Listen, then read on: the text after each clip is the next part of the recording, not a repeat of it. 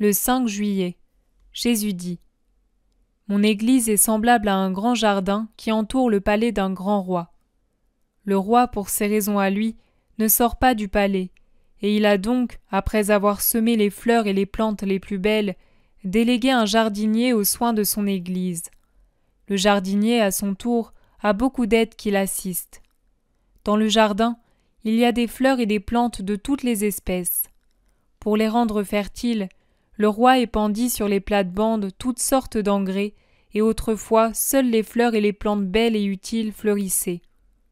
Au centre du jardin se dresse une fontaine à 7 bouches qui envoie leur eau partout, nourrissant et fortifiant les plantes et les fleurs. Mais en l'absence du roi, le malin est entré et a éparpillé à son tour sa semence nocive, de sorte que maintenant le jardin présente un aspect désordonné, pour ne pas dire désolant.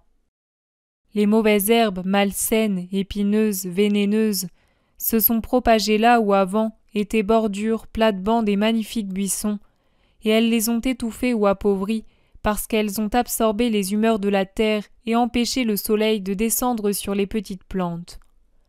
Le jardinier et ses aides se donnent beaucoup de peine à sarcler, à extirper, à redresser les petites plantes pliées sous le poids des mauvaises herbes. Mais s'ils travaillent ici, le malin travaille là, et le jardin continue d'avoir l'air désolé. Des serpents, des crapauds, des limaces profitent du désordre pour nicher, pour ronger, pour baver. Ici et là, quelques plantes robustes résistent à tout et poussent haut vers le ciel. Quelques plates-bandes aussi, surtout de lys et de roses. Mais les belles bordures de marguerites et de violettes sont presque complètement effacées. Quand le roi viendra, il ne reconnaîtra plus son beau jardin à l'abandon. Il arrachera avec colère les mauvaises herbes, écrasera les animaux visqueux, cueillera les fleurs qui seront restées et les apportera dans son palais, effaçant le jardin à jamais. Maintenant écoute bien l'explication. Le roi est Jésus-Christ. Le jardin est son Église militante. Le jardinier est mon Pierre et ses aides sont les prêtres. Les fleurs et les plantes sont les fidèles consacrés, les baptisés. Les substances fertilisantes sont les vertus, et en particulier mon sang, répandu pour féconder le monde et rendre la terre fertile à la semence de vie éternelle. Les 7 bouches de la fontaine sont les 7 sacrements. Les graines nocives sont les vices, les passions, les péchés semés par Satan dans sa haine pour moi. Le désordre vient du fait que les bonnes plantes n'ont pas réagi et se sont laissées étouffer par les mauvaises qui annulent les bienfaits de mon sang, de mes sacrements, du soleil de la grâce. Le jardinier suprême et ses quelques vraies aides n'arrivent pas à mettre le jardin en ordre à cause de la mauvaise volonté des bonnes plantes, de leur paresse spirituelle, et à cause de la mauvaise volonté et de la paresse de nombreux faux jardiniers qui ne se fatiguent pas à leur saint devoir de cultiver, d'aider, de redresser les âmes. Les serpents, les crapauds et les limaces sont les tentations. Si tous les jardiniers étaient vigilants et toutes les plantes vigilantes, ils seraient écrasés. Mais les âmes n'appellent pas l'Église à leur secours quand elles se rendent compte que la tentation est plus forte qu'elles, et les membres du clergé n'accourent pas tous, lorsqu'une des pauvres âmes que j'ai payées de ma douleur et affranchies d'avance demande de l'aide. Les bonnes plantes qui résistent sont les vrais prêtres, de mon vicaire, jardinier suprême et arbre suprême qui lève jusqu'au ciel sa cime droite et intrépide, au simple prêtre qui reste le sel de la terre. Les plates-bandes, surtout celles de lys et de rose, sont les âmes virginales et aimantes. Mais les bordures de petites marguerites, l'innocence, et celles de violette, la pénitence, présentent un aspect désolant. L'innocence naît et fleurit, mais bientôt elle n'est plus, car la malice, la luxure, le vice, l'imprudence la détruisent. La pénitence est littéralement asséchée par le chien-dent de la tiédeur. Seuls quelques plants résistent, et ils parfument de leur odeur de purification un large rayon du jardin, chassant les miasmes du mal. Quand je viendrai à mon heure terrible, j'arracherai, je piétinerai, je détruirai les herbes maudites et les parasites maudits. J'effacerai le jardin de l'univers en portant avec moi, à l'intérieur de mon palais royal, les plantes bénies, les fleurs bénies qui ont su résister et fleurir pour ma joie. Et malheur à ceux qui seront arrachés de moi et lancés dans le royaume de Mammon, le mauvais semeur qu'ils auront préféré au semeur divin. Et malheur à ceux qui auront préféré la voix des serpents et des crapauds et le baiser des limaces à la voix de mes anges et au baiser de ma grâce. Il aurait mieux valu pour eux qu'ils ne fussent jamais nés.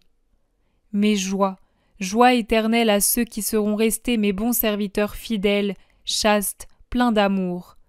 Et joie encore plus grande à ceux qui auront voulu être doublement mes disciples en choisissant pour leur voie les voies du calvaire, afin d'accomplir dans leur corps ce qui manque encore à la passion éternelle du Christ.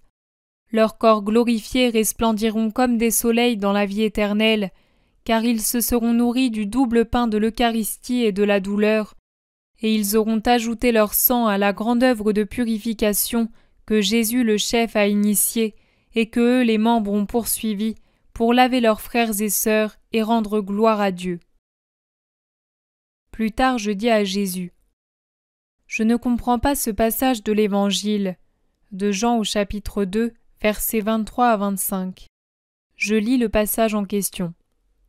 Pendant que Jésus était à Jérusalem à la fête de Pâques, plusieurs crurent en son nom, voyant les miracles qu'il faisait. Mais Jésus ne se fiait pas à eux parce qu'il les connaissait tous et parce qu'il n'avait pas besoin qu'on lui rendît témoignage d'aucun homme, car il savait lui-même ce qui était dans l'homme. Jésus m'explique ainsi. L'être humain est l'éternel sauvage et l'éternel enfant.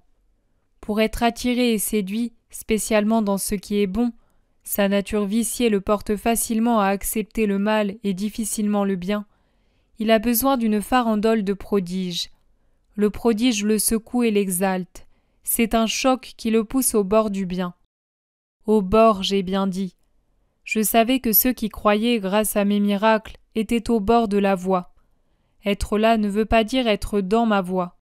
Cela veut dire être des spectateurs curieux ou intéressés, prêts à s'éloigner quand l'utile cesse et un danger menace, et à devenir accusateurs ou ennemis, comme avant il s'était montré admirateur et ami. L'humain est ambigu tant qu'il n'est pas tout en Dieu. Je vois au fond des cœurs.